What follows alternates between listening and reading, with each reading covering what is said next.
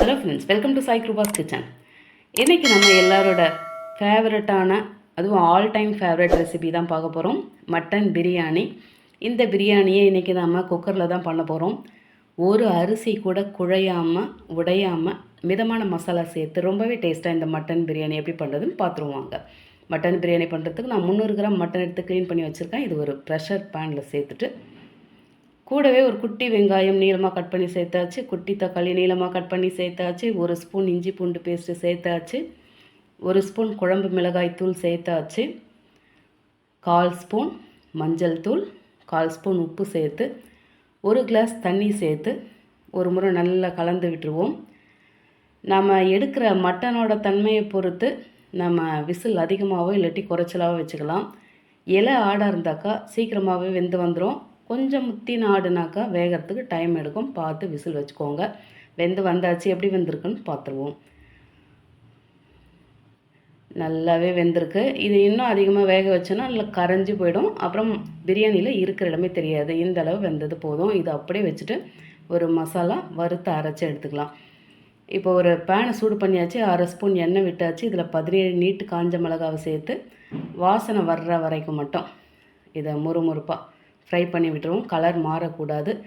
இப்போ இதை அப்படியே எடுத்து ஆற வச்சுட்டு ஒரு மிக்ஸி ஜாரில் 30 கிராம் பூண்டு தோல் எடுத்துகிட்டு சேர்த்து கூடவே 25 கிராம் இஞ்சி தோல் சீவிட்டு சின்னதாக கட் பண்ணி சேர்த்து 3 டேபிள் ஸ்பூன் துருவின தேங்காய் சேர்த்து நம்ம வறுத்து வச்சுருக்க அந்த மிளகாவும் சேர்த்து தண்ணி கொஞ்சமாக சேர்த்து நல்லா நைஸாக அரைச்சி எடுத்து ஒரு வடிகட்டி வச்சு வடிகட்டி எடுத்துருவோம். இந்த வடிகட்டியில் ரொம்பவே நைஸாக ஃபில்ட்ராக்கி வராது. நாம் இதில் ஒரு முறை வடிகட்டிட்டு அதுக்கப்புறம் நல்ல ஒரு நைஸான வடிகட்டியில் வடிகட்டி எடுத்து வச்சாச்சு. இந்த பவுலில் ஒரு பவுல் வந்திருக்கு. அதே பவுலில் பாஸ்மதி அரிசி எடுத்து கழுவி 1/2 மணி நேரம் ஊற வச்சுருவோம். ஒரு குக்கர் சூடு பண்ணிவிட்டு அதில் 120 ml refined oil, 1 table spoon நெய் சேர்த்துட்டு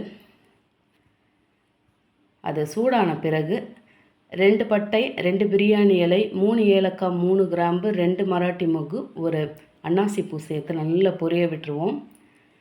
வழக்கமாக நான் இவ்வளோ ஸ்பைசஸ் போட மாட்டேன். இன்றைக்கி தான் பிரியாணி இலையெல்லாம் சேர்த்துருக்கேன். இப்போ 200 கிராம் வெங்காயம் நீளமாக மெலிசாக கட் பண்ணி சேர்த்து 3 பச்சை மிளகாய் கட் பண்ணாமல் சேர்த்து இதை நல்லா வதங்க விட்டுக்கலாம். நல்லா வதங்கி வந்தாச்சு.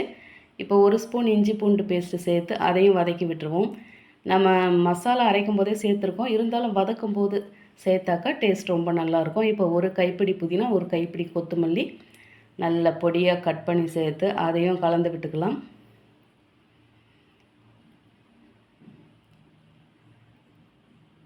இப்போ 200 கிராம் தக்காளி நீல வாக்கில் கட் பண்ணி சேர்த்து அதையும் கலந்து வதக்கிட்டு எண்ணெய் பிரிஞ்சு வருது பாருங்கள். இப்போ நம்ம வேக வச்ச அந்த மட்டனையும் சேர்த்து கூட 1 ஸ்பூன் மட்டன் மசாலா சேர்த்து இப்போ எல்லாத்தையும் ஒரு முறை மிக்ஸ் பண்ணி விட்டுருவோம். இதில் நாம் அதிகமாக மசாலா பொடி சேர்க்கலை, வெறும் மட்டன் மசாலா மஞ்சள் தூள் தான் சேர்த்துருக்கோம். இப்போ 2 டேபிள் ஸ்பூன் தயிர் சேர்த்து அதையும் கலந்து விட்டுக்கலாம்.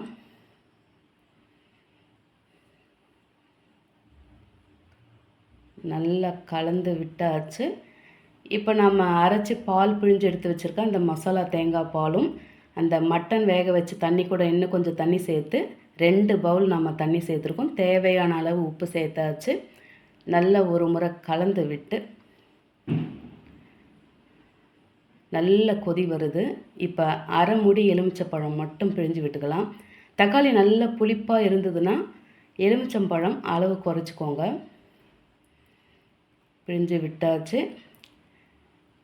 இப்போ இதில் நம்ம ஊற வச்ச அரிசியை தண்ணி வடிச்செடுத்தும் சேர்த்தாச்சு. ஒரு முறை கலந்து விட்டு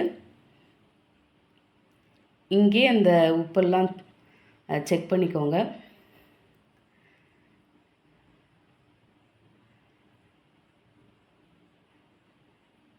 இப்போ அது கொதி வரும்போது இதை மூடி போட்டு இதை ஒரு விசில் மட்டும் நம்ம வச்சு எடுத்துக்கலாம்.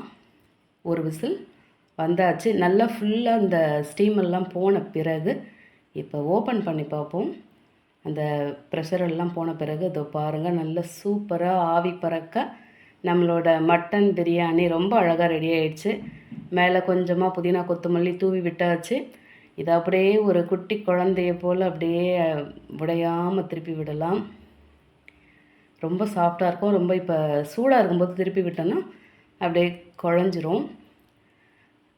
நல்ல ஷார்ப்பாக இருக்கிற அந்த கரண்டி வச்சு, ஜல்லி கரண்டி வச்சு திருப்பி விடுங்க. நான் வேறு கரண்டி எடுத்துக்கிறேன். இது கொஞ்சம் பிளண்ட்டாக இருக்குது. இதை பாருங்கள், நல்ல சூப்பராக கொஞ்சம் ஆறி இருந்தால் நல்லா நான் அடி வரைக்கும் எந்த அளவுக்கு அது அடி பிடிக்காமல் வந்திருக்குதுன்றதை நான் காட்டியிருப்பேன். இது சூடாக இருக்கிறதால அதை ரொம்ப டிஸ்டர்ப் பண்ண முடியல. அதனால் ஒரு கரண்டி எடுத்து காட்டுறேன் பாருங்கள். உங்களுக்கு பார்க்கும்போதே தெரியும் அது எந்த அளவுக்கு நல்ல சேமியா மாதிரி இருக்குன்னு. மசாலா அதிகம் சேர்க்காமல் ரொம்பவே மிதமான மசாலாவோட எண்ணெயும் நாம் அதிகமாக சேர்க்கலை. ரொம்பவும் எண்ணெய் குறைச்சலாக தான் சேர்த்துருக்கோம். கண்டிப்பாக திகட்டாது. அதே மாதிரி இந்த நல்ல பிரியாணி சாப்பிட்ணுன்னு நினைக்கிறவங்க, பிரியாணியோட இந்த ஒரிஜினல் டேஸ்ட்டு தெரியணும்னு நினைக்கிறவங்க சைட் டிஷ் எதுவுமே வச்சுக்காமல் வெறுமனே பிரியாணி மட்டும் சாப்பிட்டோன்னாக்கா அப்படி ஒரு டேஸ்ட்டாக இருக்கும். இந்த பாருங்கள் எந்த அளவுக்கு வந்திருக்கு, எவ்வளோ உதிராக இருக்குன்னு பாருங்கள்.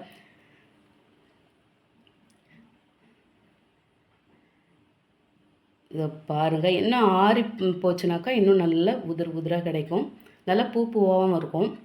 நீங்களும் இந்த சிம்பிளான மட்டன் பிரியாணியை இதே அளவில் செய்து சாப்பிட்டு எப்படி இருந்ததுன்னு மறக்காமல் கமெண்ட்டில் சொல்லுங்கள். ரெசிபி பிடிச்சிருந்தால் லைக் பண்ணி அப்படியே நம்ம சேனலையும் சப்ஸ்கிரைப் பண்ணி பக்கத்தில் பெல் ஐக்கானை அழுத்தி அதில் ஆலையும் டிக் பண்ணிக்கோங்க.